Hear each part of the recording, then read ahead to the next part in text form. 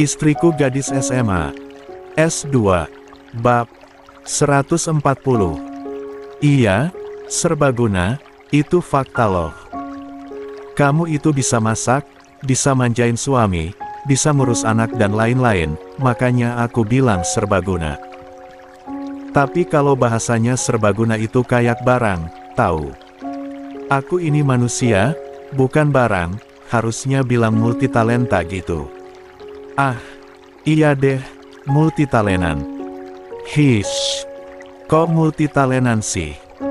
Natasha memukuliku gemas karena aku memelesetkan kalimat yang ingin didengarnya. Aku justru tertawa terbahak-bahak, pukulan dari tangannya tidak sakit sama sekali. Puas memukuliku, Natasha mengambil Darren dan menyusuinya. Diijah kemana?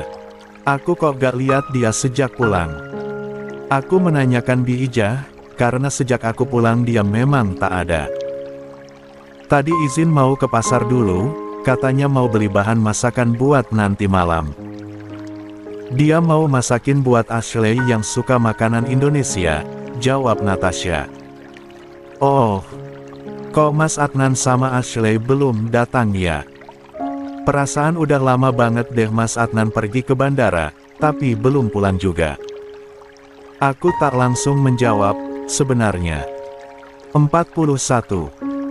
Setelah memutuskan sambungan telepon dari Adnan tadi siang, aku kemudian mengirimkan pesan chat padanya dengan bunyi seperti ini.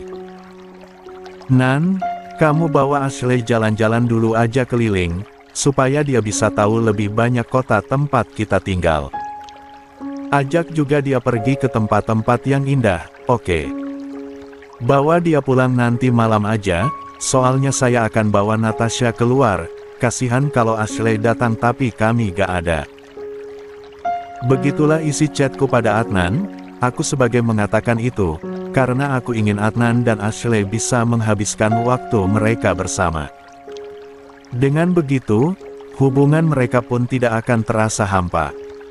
Hei, kok malah diam sih ditanya kayak gitu? Aku curiga deh kamu sembunyiin sesuatu dari aku soal mereka, iya, kan? Natasha memicingkan mata curiga padaku. Aku tersenyum lebar, dia bisa menebak kalau suaminya ini memang sedang menyembunyikan sesuatu. Iya, sebenarnya aku minta Adnan buat bawa Ashley jalan-jalan dulu keliling dan minta dia buat bawa Ashley pulang nanti malam aja. Niatnya, supaya mereka bisa menghabiskan waktu bersama gitu. Kamu kan tahu sendiri kalau mereka itu pacaran sekarang, gak ada salahnya kalau mereka menghabiskan waktu bersama. Aku menjelaskan. Oh, cuma itu. Padahal kamu, kan bisa suruh Mas Adnan langsung aja suruh ajak Ashley kencan gitu. Lagian, ngapain kita harus terus pura-pura gak tahu soal hubungan mereka? Bukankah kita juga ngesip mereka ya? Iya, tapi kan kamu tahu sendiri kalau Adnan pemalu. Aku takutnya kalau dia tahu kita udah tahu soal hubungannya dengan Ashley, dia malah minder.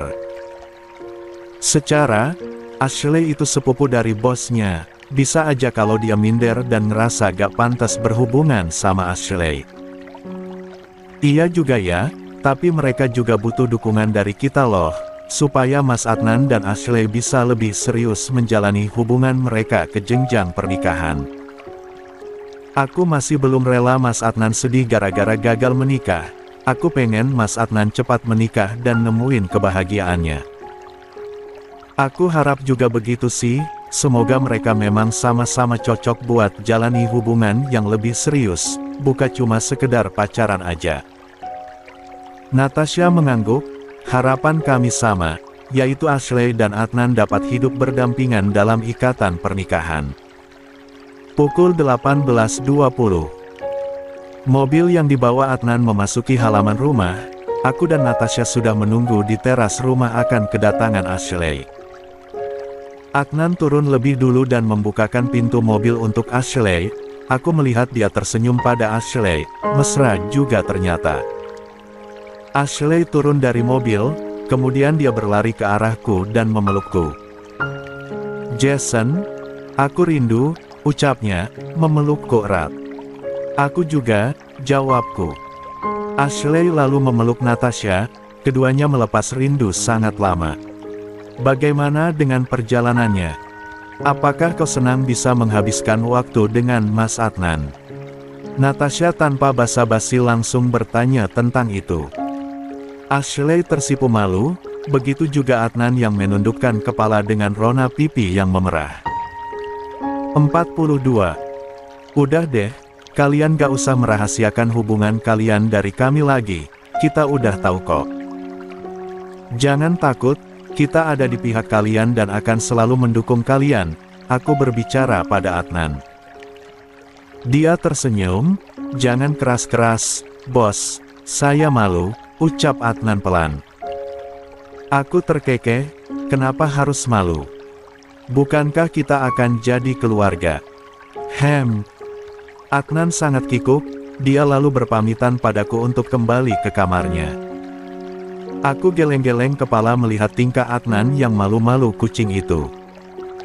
Kami membawa Ashley masuk dan memasukkan kopernya ke dalam kamar yang pernah dia tempati saat berkunjung kemari, dan kamar itu akan menjadi miliknya selama dia tinggal bersamaku. Ashley duduk di sofa dan membuka jaketnya, dia mengipasi dirinya dengan tangan. Wow, gerah sekali, ucapnya kegerahan. Aku menyalakan AC dengan angin yang cukup besar, agar Ashley merasa adem. Kemana Darren? Tanyanya. Dia sudah tidur, dia memang rutin tidur di jam segini, jawabku. Ah, sayang sekali, padahal aku rindu pada si Jason kecil itu, gemas sekali jika melihat wajahnya yang mungil dan menggemaskan. Aku terkadang ingin menggigit anakmu itu, dia seperti boneka. Hahaha, dia memang menggemaskan, tidak hanya kau, tapi aku juga terkadang ingin menggigitnya. Bi Ijah datang membawakan minuman untuk Ashley dan menyajikannya di atas meja. Makasih, Bi, ucapku. Sama-sama, Tuan. Jawabnya, dia tampak gugup, bahkan tangannya pun bergetar saat menyajikan minuman untuk Ashley. Apakah dia sedang tak enak badan? Kenapa dia berkeringat seperti itu? Bibi sakit? Tanyaku. Bi Ijah menggeleng, "Ndak, saya ndak apa-apa, Tuan, cuma sedang kurang enak badan saja." Jawabnya cepat.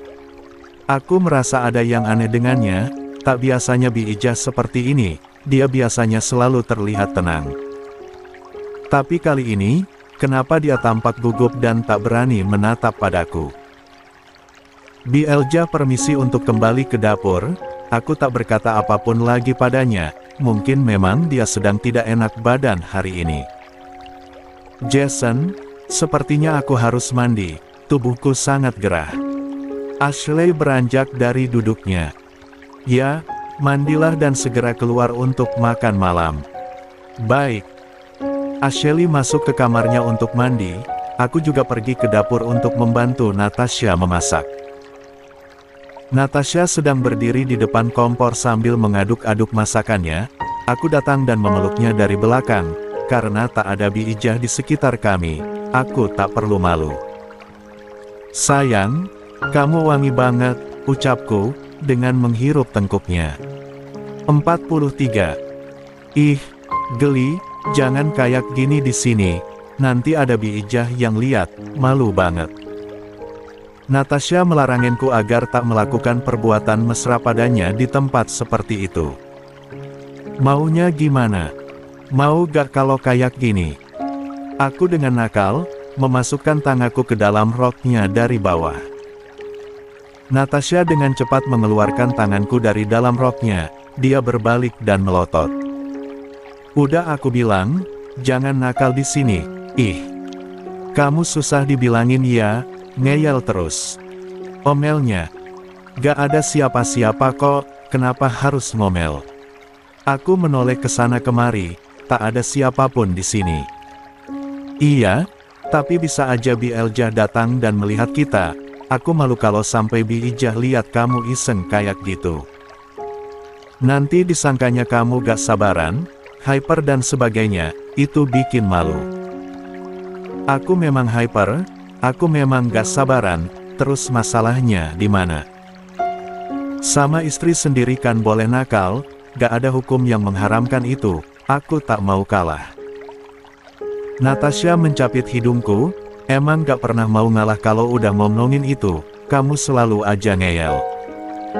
Natasha gemas padaku, hingga mencapit hidungku dengan agak keras. Karena aku Jason suaminya Natasha, yang gak kayak gitu ya bukan Jason, hahaha. Gemes deh, dedinya Darren makin hari makin nakal. Natasha mencubiti pipiku. Sengaja, biar mominya Darren gemas terus, hehehe. Natasha mengacak rambutku, aku pasrah saja. Natasha berbalik untuk kembali memasak, aku masih memeluknya dari belakang dan menyandarkan kepalaku di punggungnya. Kira-kira, kemana jam tanganku itu ya? Aneh banget gak ketemu juga, padahal di kantor aku udah cari di mana-mana di ruanganku, tapi gak ada. Ujarku. Masih jadi misteri hilangnya jam tangan kesayanganku itu. Iya, aku juga udah cari di kamar kita, malah di setiap ruangan di sini, tapi gak ada.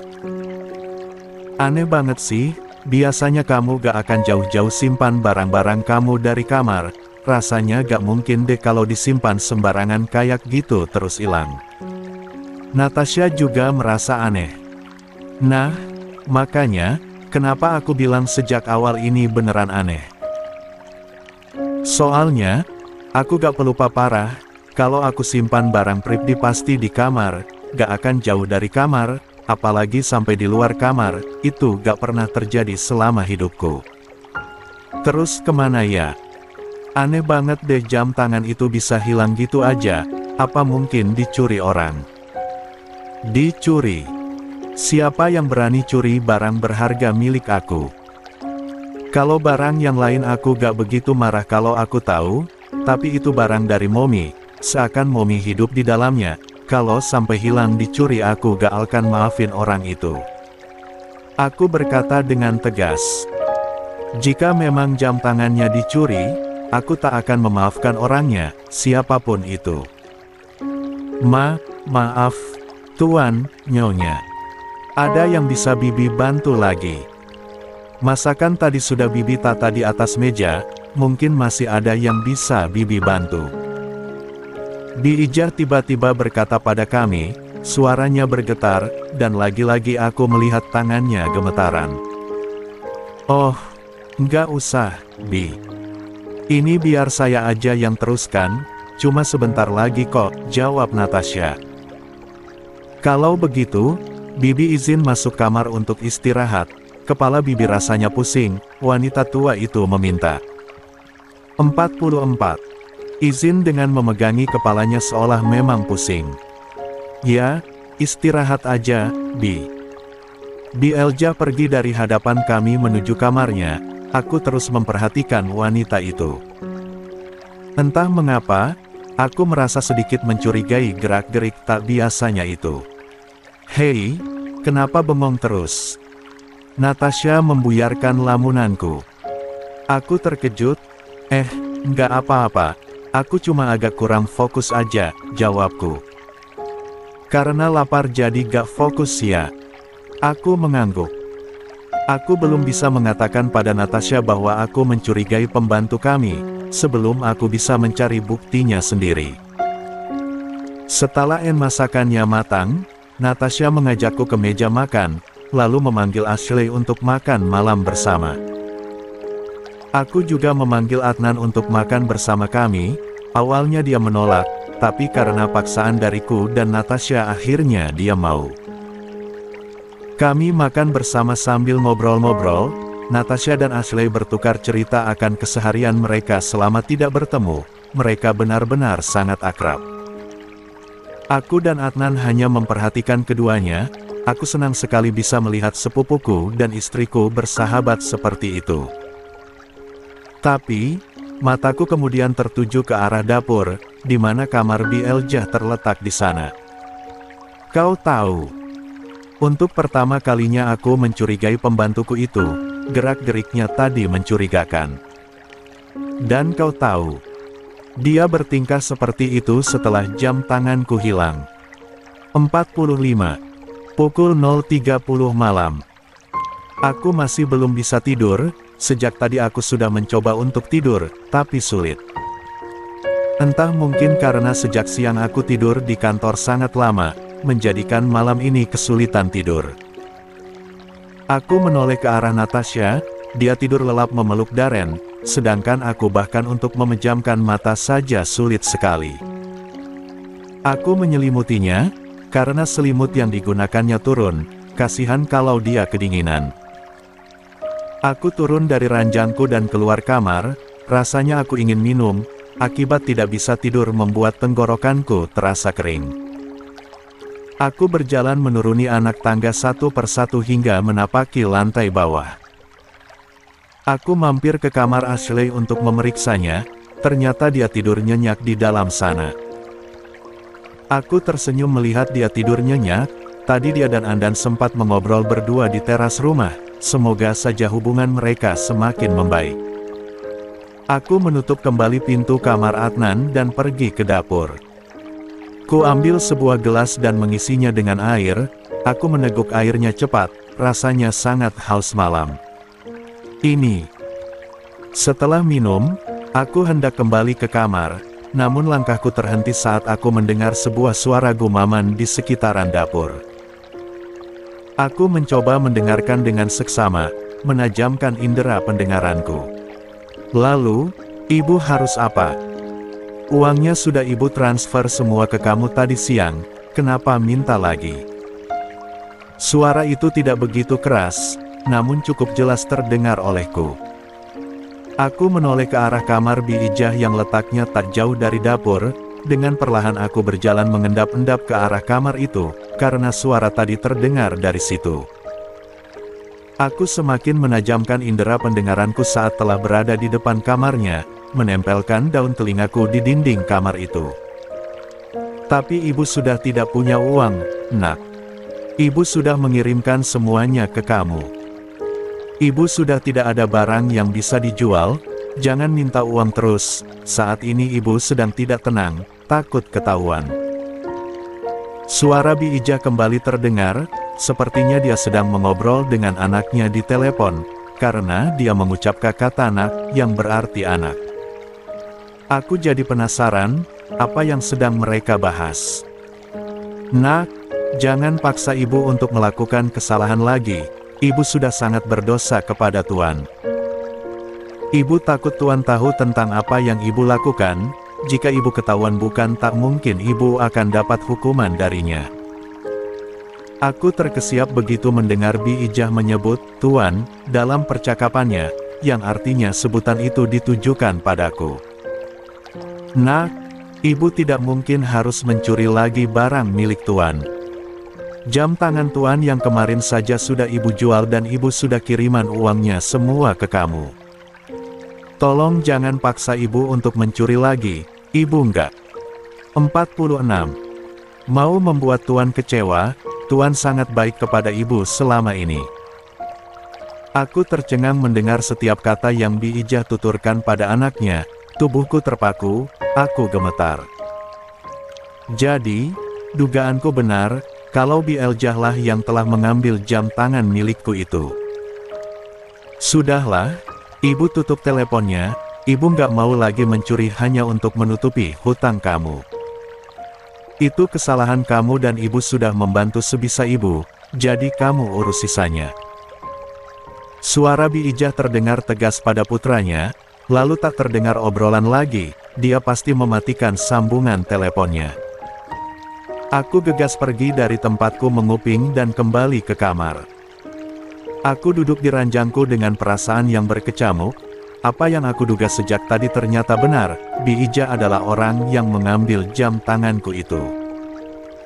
Tubuhku benar-benar gemetar dan tanganku mengepal, aku mencoba meredam emosiku ini.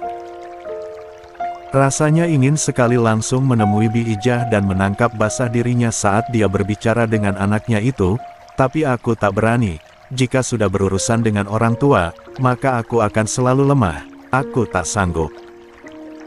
Dari pertama kali jam tanganku hilang, aku merasa aneh karena seingatku terakhir kali aku langsung menyimpannya di tempat biasa bersama jam tangan yang lain. Aku tidak lupa, aku benar-benar menyimpannya di tempat semula. Maka dari itu, aku sangat heran saat jam tangan itu tak juga kunjung ditemukan ketika aku dan Natasha mencarinya. Ya Tuhan, kenapa harus Bi-ijah? Kenapa engkau selalu membuat perubahan pada orang-orang yang sudah aku percayai? Kenapa setelah Bandi, kini Bi-ijah yang mengkhianati aku? Kenapa harus Bi-ijah, Tuhan? Aku tanpa sadar meneteskan air mata. Rasa tak percaya masih menguasai diriku. Aku tak percaya orang yang selama ini aku percaya ternyata mengkhianati aku. Aku menangis sendirian. Haruskah aku selalu mengalami hal tidak baik dari orang-orang yang aku percaya? Kenapa, Tuhan? Kenapa harus selalu aku yang mengalami ini? Tak bisakah kau biarkan aku hidup tenang dengan orang-orang yang aku percaya?